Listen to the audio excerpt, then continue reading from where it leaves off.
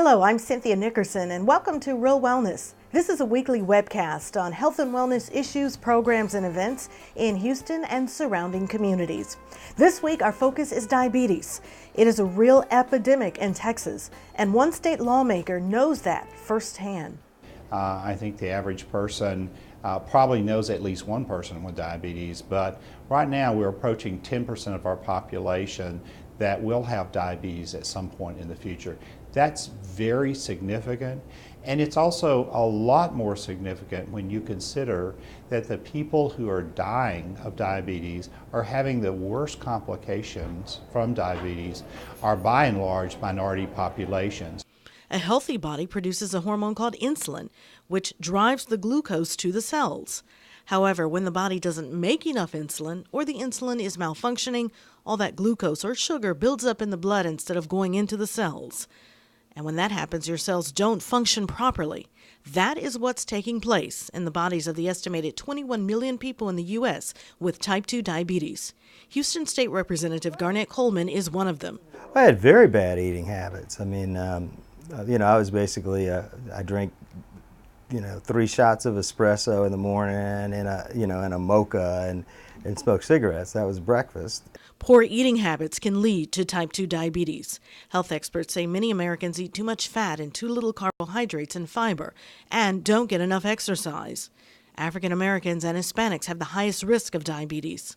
I started dropping weight and I lost about 10 pounds, then turned to 15, and I was constantly thirsty and urinating a lot. That is because the buildup of sugar in the blood can cause an increase in urination.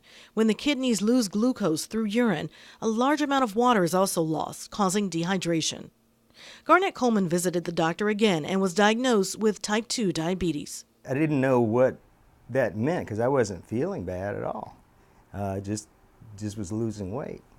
And then as I started to do the medication, do everything, I realized that this was a serious illness.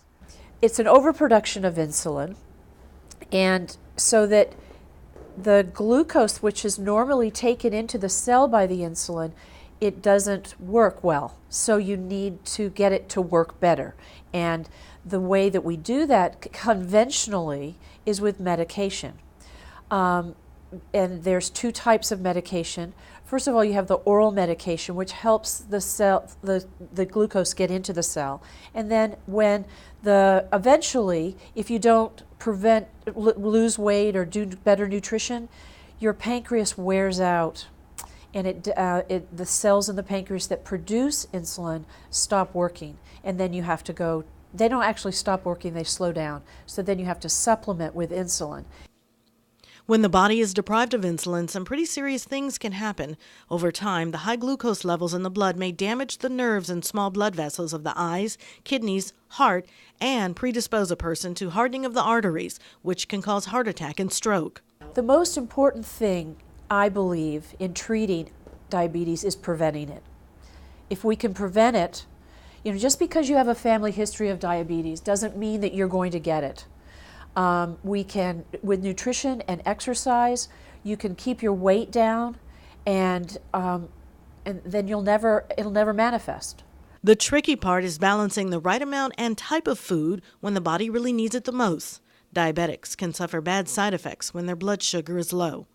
But I've found that I haven't gotten to the point yet where I've learned how in the middle of a speech to pop a piece of candy in my mouth, or on the floor, laying out a bill. But I'm getting used to it, and so I'm not as surprised about this momentary confusion there for a moment. Just momentary confusion. Then I go, okay, But afterwards, usually I have to get some orange juice. Again, the top warning signs of diabetes are unquenchable thirst, frequent urination, unexpected weight loss, weakness and fatigue, tingling or numbness in hands and feet. And eating the right foods can go a long way toward controlling, even preventing diabetes.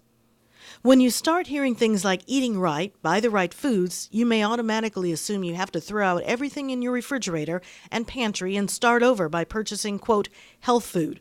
Well, that's not necessarily the case. Here are some tips, courtesy of Jeannie Peterson, a registered nurse for Aetna. Just forget all the white stuff. No white bread, no white pasta. You want to choose brown rice, the whole grain pastas, whole wheat, 100% whole wheat or whole grain breads, the dark leafy green vegetables. You need to get 3 to 5 servings of vegetable per day and 2 to 4 servings of fruit every day. I'm Kenya Rivas here at Bayou City Farmers Market. As you've heard earlier, nutrition is very important for everyone, but especially to diabetics. In order to control their sugar levels, diabetics have to know what's in everything they eat. And the best way to do that is to shop locally and organic grown fruits and vegetables. Walking around the farmers market, it's easy to see why people come here to buy their fruits and vegetables. Everything is fresh, healthy, and affordable. Everything you find here is right off the vine with no chemicals or preservatives added. And for anyone that is concerned about their health, that is a major plus. You can find some of your favorites and some things that are a little unusual. And if you can't make it to the farmers market for fresh fruits and vegetables, there's always the option of growing your own. Ray Scher has been selling his produce at the farmers market for several years. And of course, if you're a diabetic or anybody really, you don't want chemicals in your food, more chemicals in your body. Unlike the other growers, his produce does not come from a farm, but from his own front yard. What looks like a beautiful landscape in his yard is actually a collection of fruits and vegetables from all over the world. Everywhere that we look, there's about 70 different fruit trees. So it provides us fruit just about every month of the year. So again, one of the best ways to really know what goes into your body is to grow it yourself.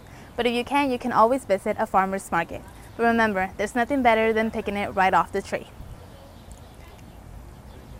Reporting for Real Wellness, I'm Kenya Rivas. And here's a glimpse of a holiday meal with a healthy twist, courtesy of Chef D.C. Williams. First, we're going to start out with the rosemary Cornish hen. This is a little different. No, everybody always doing the fried Cajun turkey. We got a Creole roasted turkey, but we're going to do this Cajun Creole rosemary hen. And what we're going to do is we're going to get some rosemary here. We're going to kind of put them all over the hens here. Put just a little olive oil on it. I have a little HSC seasoning that we already put on it. And we're gonna sear it, do a quick little sear. Now what that's gonna do, it's gonna give it a coating on the outside. Put some more rosemary on it. I like a lot of rosemary on here, so we're gonna do it like that. You're gonna smell it, you hear them popping already. Let's say you're gonna do a little quick sear, maybe 2 to 3 minutes, maybe less than that. Depends on how hot you are.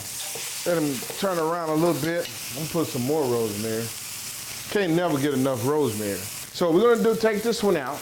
We're gonna put it on a sheet pan and finish it off in the oven at about 375. Our next dish here is a grilled turkey loin, like a pork loin or a beef tenderloin, if you will. We're gonna do a grilled turkey loin. Now this turkey loin here, we put it in a little marinade overnight. And what we have is a little, if you will, little herbs like thyme. Got some fresh thyme here. I'm gonna put a little bit more on it. Put a small little olive oil on it. Made up a little vinaigrette, so to speak. And make sure we clean and take the skin off and all that, right we got here. This is a nice little hind piece, so right, you know, around the breast area. Find you like a grill type skillet. If not, if you got a grill at home, we can do that. We're just doing something quick and easy today. And we're gonna sear that guy on that side. And we're gonna put her on this side. And we're gonna let them meet in holy matrimony for a second. And then we're gonna put them in the oven, about 375. Now the tenderloin is gonna take a little bit, but since we're searing it, we're gonna get it on both sides. Take about the same amount of time, about 25 to 30 minutes. Not seconds, but 30 minutes. Just put your timer on it. There we go. Let them boys play together, and we're gonna have some good eating. Wouldn't you love to sample soul food with a healthy twist? Well, make plans now to attend the Taste of Healthy Soul. That event is in honor of Black History Month, and it'll be held February 26th at the beautiful new Jamal's Banquet and Meeting Facility in North Houston. Check out all the details at blackwallstreetnow.com. Black Wall Street Now is an effort organized by the Houston Black Book, and our thanks to the Houston Black Book for partnering with Real Wellness. Our goal is to bring you information on wealth and wellness throughout 2010. Also, thanks to our major funder, Aetna Foundation. Look for a Real Wellness webcast every week starting January 11th. Plus, you'll also find a Real Wellness show on Comcast Video on Demand. You can watch that show at your convenience. It's on 24/7. Just go to Comcast Channel 888, then click on Houston On Demand, and then Real Wellness. I'm Cynthia Nickerson. See you next time.